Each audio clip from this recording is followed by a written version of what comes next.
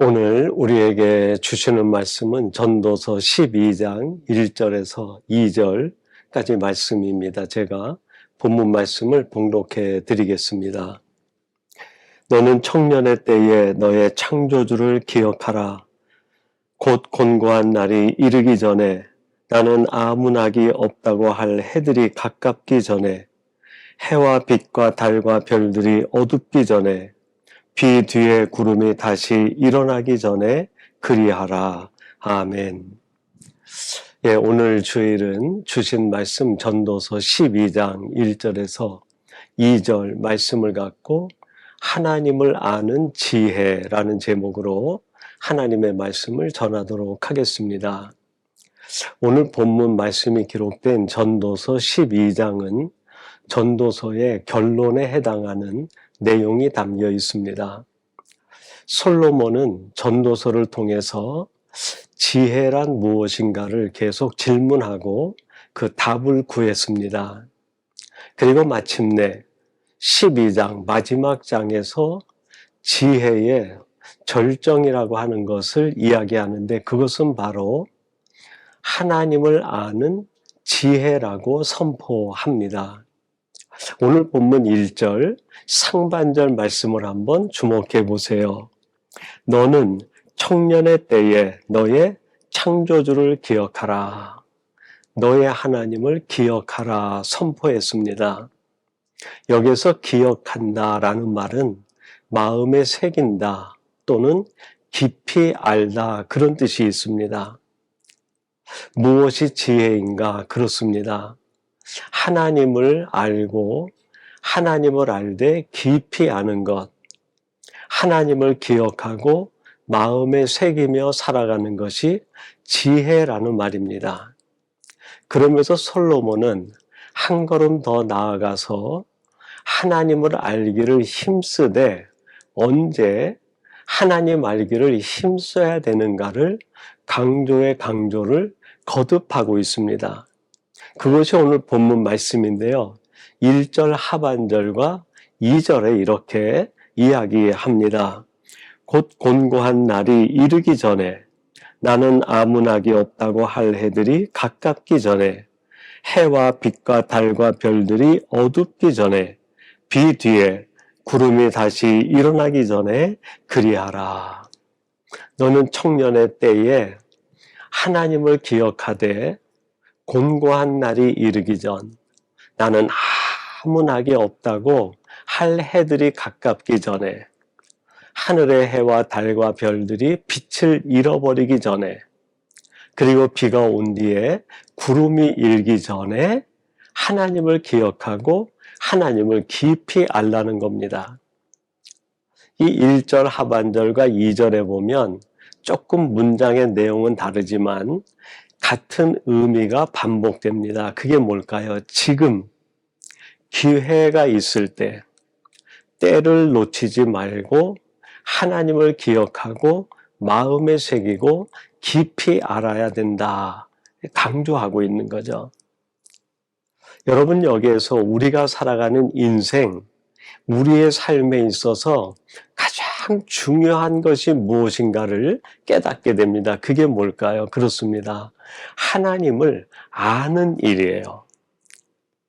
우리 믿는 자들은 세상에 정통한 사람이 아니라 하나님에 대하여 정통한 사람이 돼야 됩니다. 세상 지식에 정통한 사람이 아니라 하나님의 말씀과 생각에 정통한 사람이 돼야 된다 하는 말이죠.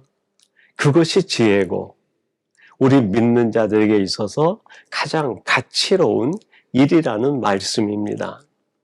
그러면 하나님을 아는 것이 지혜고 우리가 살아가는 인생에서 가장 중요한 것이 하나님을 알아가는 것이라고 하면 어떤 하나님을 아는 것, 그것이 가장 지혜로운 일이고 우리 인생에서 중요한 일이겠습니까? 세 가지를 말씀드리려고 하는데 첫째로는 창조주이신 하나님을 아는 것입니다. 오늘 본문 아까 말씀드린 것처럼 1절 상반절에 보면 너는 청년의 때에 너의 창조주를 기억하라 선포합니다. 창조주 되시는 하나님을 깊이 알아라 하는 명령이죠. 왜 우리들이 창조주 하나님을 알아야 될까요? 창조주 하나님을 알 때 비로소 내가 살아가는 인생 매 순간이 얼마나 큰 하나님의 은혜 속에 있고 감사의 조건 가운데 있는가를 알기 때문에 그래요. 창조의 하나님은 우리에 대하여 어떤 하나님이실까요? 그렇습니다. 우리의 모든 것을 미리 아시고 준비하시고 예비해 주시는 분이에요. 우리 인생에 매번 새로운 역사, 새로운 기적을 만들어 주시는 분이 바로 창조의 하나님이십니다. 창세기 1장 23절 말씀입니다. 저녁이 되고 아침이 되니 이는 다섯째 날이니라. 창세기 1장에 하나님이 우주 만물을 지으실 때 한 날 한 날 하나님의 계획하신 대로 우주 만물을 지으시는데 반복되는 요절이 있어요. 그게 뭡니까? 저녁이 되고 아침이 되니 하는 말씀이에요. 여기에서 저녁, 그것을 우리 상황에 신학적으로 대비한다고 하면 우리 인생이 만나는 저녁이라 할 수 있겠습니다. 여기서 저녁이 의미하는 게 뭘까요? 그렇습니다. 우리 인생이 만나는 낙심의 때, 앞이 보이지 않는 캄캄한 어두움 때, 곤란과 어려움과 절망이 가득 찬 때를 의미합니다. 여러분, 우리들이 살아가다 보면 우리 인생에 저녁이 찾아올 때가 있어요. 도무지 내일이 보이지 않고 내 인생의 절망과 낙심과 근심이 가득 기숙하는 때예요. 그래서 그 밤에 우리들은 울부짖고 절규하고 절망하게 됩니다. 아무것도 보이지 않기 때문이죠. 근데 그 저녁에 하나님의 역사하심이 깃들여 있다는 거예요. 하나님은 우리들이 만난 인생의 저녁의 때에 우리들이 맞이할 아침을 준비하고 계시는 분이에요. 그래서 저녁이 지나고 나면 나는 한 번도 보지 못한 상상할 수 없는 내 인생의 아침이 펼쳐지게 됩니다. 창조의 하나님, 우리를 지으신 하나님, 나를 나보다 더 잘 알고 계시는 창조주 되시는 하나님은 내 인생의 아침을 준비하시고 내게 있어서 가장 좋은 것이 무엇인지를 아시고 그것을 예비해 허락해 주시는 분이라는 말씀입니다. 그래서 일찍이 이 땅에 오신 예수님께서 산상수훈 말씀에서 무리들에게 말씀하실 때 마태복음 7장 11절에서 이렇게 말씀하십니다. 너희가 악한 자라도 좋은 것으로 자식에게 줄 알거든 하물며 하늘에 계신 너희 아버지께서 구하는 자에게 좋은 것으로 주시지 않겠느냐. 하늘에 계신 너희 아버지께서 창조주 되시는 하나님이시죠. 나를 지으시고 나를 나보다 더 잘 아시는 하나님. 내게 무엇이 필요한지 무엇이 있어야 되는지 그걸 아시는 하나님께서 우리를 위하여 더 좋은 것을 준비하여 허락해 주신다는 거예요. 그렇습니다, 여러분. 창조주 되시는 하나님, 그분을 내가 깊이 알아갈 때 내가 살아가는 인생 아무리 절망과 낙심과 곤란한 상황이 온다 하더라도 그것 때문에 낙심하지 않아요. 오히려 하나님이 펼쳐주실 새 아침을 생각하며 감사하게 됩니다. 그리고 내가 살아가는 매 순간은 하나님의 역사하심의 결과임을 깨닫게 되어 감격함으로 살아가게 됩니다. 그러므로 오늘 이 말씀을 나누시는 사랑하는 성도 여러분들이 하나님을 아시되 창조도 되시는 하나님을 깊이 알아 여러분 인생의 매 순간 기적을 베푸시고 좋은 것을 예비했다 주시는 그 하나님의 은혜에 감사가 넘치는 성도들이 되시기를 바랍니다. 두 번째로 우리들이 하나님을 안다고 할 때 그 하나님은 구속자 되시는 하나님을 의미합니다. 출애굽기 20장 1절과 2절에 이렇게 말씀합니다. 하나님이 이 모든 말씀으로 말씀하여 이르시되 나는 너를 애굽 땅 종되었던 집에서 인도하여 낸 내 하나님 여호와라. 하나님께서 이스라엘 백성들을 애굽에서 구원해 내시고 구출해 주신 뒤에 그들이 광야에 이르렀을 때 하나님께서 모세를 통하여 십계명을 주시기 직전에 주신 말씀이에요. 나는 너를 애굽에서 인도해낸 여호와라. 무슨 말씀입니까? 얘들아, 내가 바로 너의 구원자 되는 하나님이라는 선포입니다. 여러분, 우리들이 하나님을 알 때 나의 구원자 되시는 하나님이 누구신지를 분명히 알아야 돼요. 우리들이 구원받을 수 있는 천하에 다른 이름을 주신 일이 없고 사도행전 4장 12절에 보니까 우리 그리스도 외에 다른 이름을 주신 일이 없다 말씀합니다. 나를 구원해 주시는 하나님, 나를 구원하기 위하여 독생자를 보내주시고 그 십자가에서 흘리신 죄값, 그 피값으로 나를 구원해 주신 그 하나님, 그 하나님을 깊이 알아야 된다는 거예요.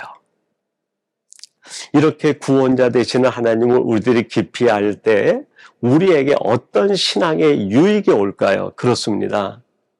우리들이 살아가는 인생에서 어떤 상황을 만나든지 당당하게 살아갈 수 있어요. 두려움이 사라집니다. 왜 그럴까요? 나를 구원해 주신 하나님은 나를 또한 지키시는 분이시기 때문에 그래요. 이사야 41장 10절에 이렇게 말씀하십니다. 두려워하지 말라, 내가 너와 함께함이라. 놀라지 말라, 나는 내 하나님이 됨이라. 내가 너를 굳세게 하리라. 참으로 너를 도와주리라. 참으로 나의 의로운 오른손으로 너를 붙들리라. 하나님께서 우리들에게 주시는 구원의 약속, 우리를 지키시겠다는 약속, 나와 끝까지 함께 하시겠다고 하는 약속의 말씀이에요. 두려워하지 말라. 내가 살아가는 인생에서 무슨 일을 만나든지, 불 가운데를 지나가든지, 강을 지나든지, 원수들이 둘러싸여 있든지, 내 인생 앞에 낭떠러지가 있든지, 절벽이 있든지, 내가 넘지 못할 산이 있든지 두려워하지 말라는 거예요. 내가 너와 함께 함이니라. 내가 너의 구원자 아니냐. 내가 구원한 너를 내가 결코 외면하지 않고 내가 너와 함께하며 너를 도와주고 나의 의로운 오른손으로 너를 굳게 붙들어 주리라 약속하시는 거예요. 여러분, 우리가 나의 구원자 되시는 하나님, 나의 구주 되시는 예수님을 더 깊이 알아갈수록 우리에게는 담대함이 생깁니다. 이 세상 살아갈 때 무슨 일을 만나든 그것 때문에 두려움에 빠지거나 낙심하거나 근심하지 않아요. 왜 그렇습니까? 내 뒤에는 하나님이 나를 지키고 계시고 내 손을 붙들고 계시고 내 앞길에서 나를 인도해 주심을 믿기 때문입니다. 여러분, 엄마의 손을 꼭 붙든 어린아이는 두려움이 없어요. 그러나 엄마의 손을 놓치는 순간 이 아이의 마음에는 두려움이 차오르게 됩니다. 여러분, 설날이 되면 한국에선 그 연 날리기를 합니다. 저도 어린 시절에 그 연을 많이 날려보았는데 그 연을 날리다가 친구들하고 연 싸움을 해요. 그 연 싸움을 할 때 줄을 팽팽하게 해가지고 서로 X자로 겨루어서 마찰을 시킵니다. 그러다 이 실이 약한 그 연이 탁 끊어져 버리게 되죠. 여러분이 연이 주인의 손에 달려있는 이 줄에서 끊어지는 순간 어떻게 됩니까? 하늘을 흩날리면서 추락하기 시작을 해요. 힘이 없어요. 날지를 못합니다. 그러나 주인의 손에 꼭 붙들려 있는 연은 그 푸른 하늘을 펄펄 나는 거예요. 여러분, 나의 구원자 되시는 하나님, 그분의 손에 내가 붙들려 있을 때, 그분의 능력의 오른손에 내가 붙들려 있을 때에, 그때는 우리는 두려움이 없어요. 우리가 사는 세상을 펄펄 나는 겁니다. 하나님이 만드신 창조 세계에 날개를 펴고 비상하게 되는 거예요. 그러나 이 구원자 되시는 하나님을 놓치는 순간 우리의 인생은 추락하고 맙니다. 아무리 멋있게 만들어진 연도, 화려한 연도, 값비싼 연도 다 추락해버리는 거예요. 얼마나 놀라운 진리입니까? 오늘 하나님께서 하나님 여호와를 아는 것이 지혜라고 말씀합니다. 구원자 되시는 하나님을 내가 굳게 믿고 붙들고 그분의 손에 붙들려 살아갈 때 우리는 이 세상을 비상하는 하나님의 사람이 될 수 있습니다. 오늘 이 말씀을 나누는 사랑하는 성도 여러분들이 이렇게 구원자 되시는 하나님의 능력의 손에 붙들려 이 하늘을 비상하는 성도들이 되시기를 바랍니다. 마지막 세 번째로 하나님을 알되 그 하나님은 심판자 되시는 하나님을 알아야 됩니다. 여러분, 오늘 본문은 우리가 1절, 2절만 읽었는데 전도서 12장은 14절이 마지막 절이에요. 전도서 마지막 장 마지막 절에 기록된 말씀이 뭘까요? 제가 한번 봉독해 드리겠습니다. 하나님은 모든 행위와 모든 은밀한 일을 선악간에 심판하시리라. 하나님의 심판자 되심을 선포하고 있습니다. 하나님을 기억하고 하나님을 아는 것이 지혜인데 하나님은 대신 어떤 하나님을 아는 것이 지혜일까요? 그렇습니다. 14절 말씀에 의하면 심판자 되시는 하나님을 아는 것, 그것이 지혜예요. 그리고 그 심판자 되시는 하나님을 알 때만이 우리는 내 인생의 기준을 바로 세우고 내 삶의 목표와 가치를 바르게 하여 살아갈 수 있습니다. 히브리서 9장 27절에 이렇게 말씀합니다. 한 번 죽는 것은 사람에게 정해진 것이요 그 후에는 심판이 있으리니. 이 땅을 살아가는 모든 인생들이 자기 멋대로 살기만 마지막 순간에 그가 죽고 나면 하나님의 심판대 앞에 서게 된다는 거예요. 이걸 모르고 살아가는 사람이 어리석은 자요. 이걸 알고 살아가는 사람이 지혜로운 자라는 말씀입니다. 여러분, 우리들이 하나님의 심판자 되심과 그리고 내가 이 땅에 살다 죽으면 하나님의 심판대 앞에 서게 된다는 이 사실을 알 때만이 우리는 오늘을 바르게 살아갈 수 있어요. 그래서 베드로전서 4장 7절은 이렇게 말씀합니다. 만물의 마지막이 가까웠으니 그러므로 너희는 정신을 차리고 근신하여 기도하라. 만물의 마지막이 가까웠으니 무슨 말입니까? 심판의 때를 기억하라는 거예요. 즉 심판자 되시는 하나님을 깊이 깨닫고 알라는 겁니다. 심판자 되시는 하나님, 내 인생의 심판의 때가 다가오며 내 인생 마지막 결산할 때가 다가온다는 것을 아는 사람만이 정신을 차리게 됩니다. 그리고 자기의 인생을 돌아보며 근신하며 기도하며 바르게 정리하여 살아갈 수 있게 돼요. 얼마나 지혜로운 사람의 모습입니까? 그러나 심판자 되시는 하나님을 알지 못하면 자기의 생각과 욕심과 방종에 이끌려 살다가 그 인생이 끝나는 날 하나님 심판대 앞에 벌거벗은 몸으로 서게 됩니다. 얼마나 수치스럽고 얼마나 부끄러운 인생입니까? 사랑하는 성도 여러분, 오늘 이 말씀을 나누는 저와 여러분들은 이러한 어리석은 인생이 돼서는 안 되겠습니다. 심판자 되시는 하나님을 생각하고 내 인생 마칠 때 심판대 앞에 서는다는 것을 깨달아 내가 살아가는 오늘 이 순간을 하나님의 현존 의식 앞에서 정신을 차리고 근신하며 기도하는 사람으로 살아야 마땅합니다.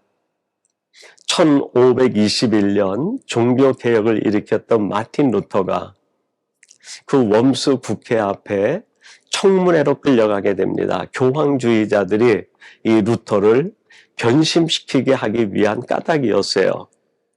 내가 쓴 글들, 로마 교황청에 비판하는 모든 것들을 거두고 내가 한 것이 잘못이라고 이야기하라. 이 루터에게 수많은 공격과 유혹과 미혹을 보냅니다. 그 자리로 나갈 때 이 루터가 담대하게 자신을 바라보시는 심판자 되시는 하나님, 그분 현존 의식을 갖고 이렇게 고백을 해요. 하나님, 내가 여기 서 있습니다.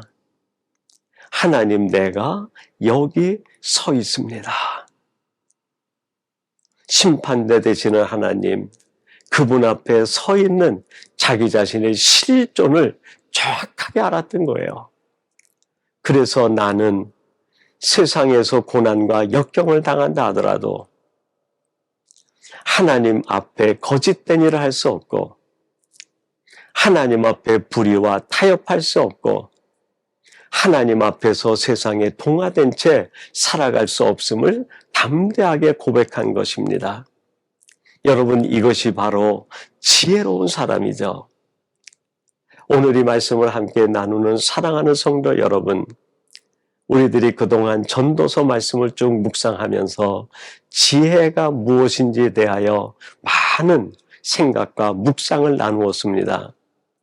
전도서는 마지막에 강조하여 하나님을 아는 지혜가 최고의 지혜라고 가르칩니다. 하나님을 알되 지금 기회가 있을 때 때를 놓치지 말고 하나님을 깊이 알아가야 된다고 강조하고 권면하고 있습니다. 어떤 하나님을 알아야 될까요? 그렇습니다. 창조의 하나님. 이 하나님을 알 때 우리의 삶은 매일이 감사요. 나에게 베푸신 하나님의 기적과 은혜를 맛보게 됩니다. 두 번째는 구원자 되시는 하나님. 그분을 알 때 하나님이 나를 지켜주시고 보호하심을 깨달아 우리는 당당함으로 두려움 없이 살아갈 수 있게 돼요. 그리고 마지막 세 번째는 심판자 되시는 하나님. 그분을 바로 알 때 내 인생 마지막 결산의 때가 있음을 알고 오늘을 정신을 차리고 오직 하나님을 향해 마음과 뜻을 두고 살아가는 사람이 될 수 있습니다. 오늘 이 말씀을 나누는 사랑하는 성도 여러분들이 이렇게 지혜로운 하나님의 사람들, 최고의 지혜를 갖고 살아가는 성도들이 되시기를 주님의 이름으로 축원합니다. 우리 같이 기도하겠습니다. 하나님 아버지 감사합니다. 오늘 전도서 말씀 마지막 장을 묵상하면서 이 솔로몬을 통하여 우리들에게 가르쳐 주시는 우리 인간이 가질 수 있는 지혜 중에 최고의 지혜가 하나님을 아는 지혜임을 가르쳐 주시니 감사합니다. 무엇보다도 우리들에게 오늘이라는 기회를 주셨을 때 이 기회를 놓치지 않고 하나님을 더 깊이 알아가는 저희들 되게 해 주옵소서. 창조주 되시는 하나님을 알아 매일 내 인생에 기적을 베풀어 주시는 하나님을 향해 감사가 넘치게 하시고 구원자 되시는 하나님을 깨달아 내 뒤에서 나를 붙들어 주시고 능력의 손으로 함께 하시는 하나님 앞에 담대함으로 살아가는 저희들 되게 해 주옵소서. 무엇보다도 심판자 되시는 하나님을 깨달아 오늘 내가 살아가는 삶 속에서 하나님을 원한 바른 삶을 살기에 힘쓰는 현존의식 속에 살아가는 저희들 되게 해 주옵소서. 예수님의 이름으로 기도하옵나이다. 아멘.